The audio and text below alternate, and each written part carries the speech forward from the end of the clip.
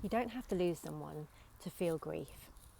Hi, my name's Andrea. I'm a transformational life and business coach, and I thought I'd just check in with you guys today and talk to you about grief. Not the most exciting subject, and certainly one that many of us, in whatever situation, might be feeling right now. Grief comes in many different forms. It could be the loss of freedom for many of you to travel, particularly in the situation that we are right now, where we've just gone down to bubbles of 6 people. It may be losing that connection and engagement with your family and friends that is so needed in times like this when we're feeling isolated. And it might be the loss of a job. For those that have been furloughed, that we're coming to the end of that now. It could be that actually, unfortunately, it means that you lose your job or have been made redundant.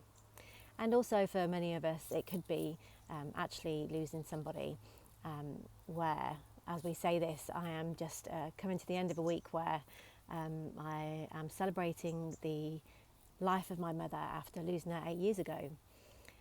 So grief is something that stays with you and can define you. It depends on how you let it define you.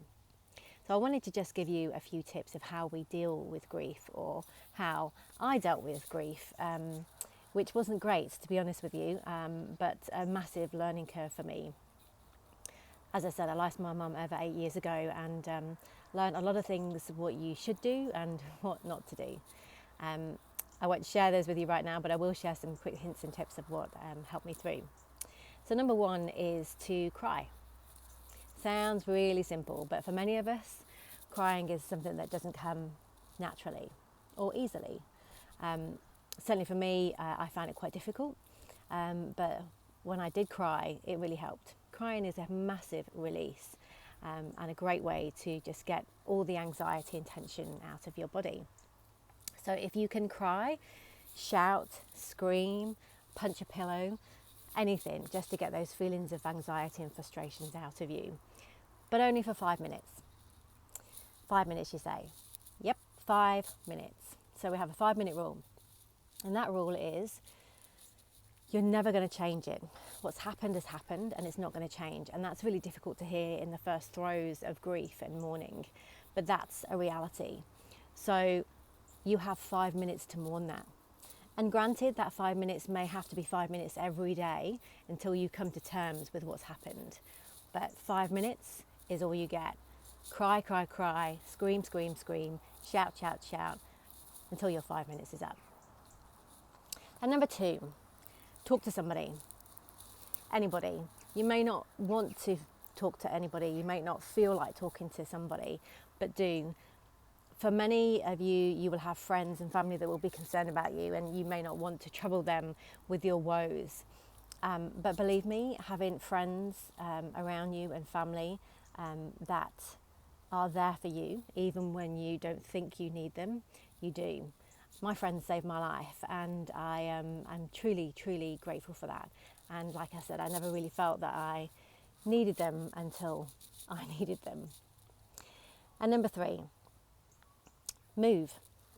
Do anything, whether it's going out for a walk, whether it's just putting on some music and just moving, whether it's getting on a bike or jumping in the car and just driving somewhere to get a different view and a different perspective on life. Changing your physiology means changing your state, getting blood pumping through your veins, getting that adrenaline jumping. Laughing, it comes. Laughing does happen, but it changes your state. And if you can change your state, you automatically feel better. And I guess the last thing is, which is quite challenging when you are in it, when you are in grief, or when you are in mourning, sometimes it's really difficult to see a way out. And I think in time, or maybe not even in time, I know it took me a long time, but I guess that's why I'm telling you now, so that you can try and get further on and more quickly than I did, and not feel that pain for too long, is to accept the things that you can't change.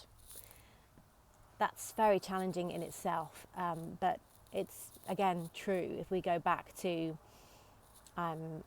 crying and screaming and shouting that 5-second rule. Accept the things that you cannot change, and you have a choice. Remember, we talked about choice being your superpower. You have a choice about how you react to certain situations.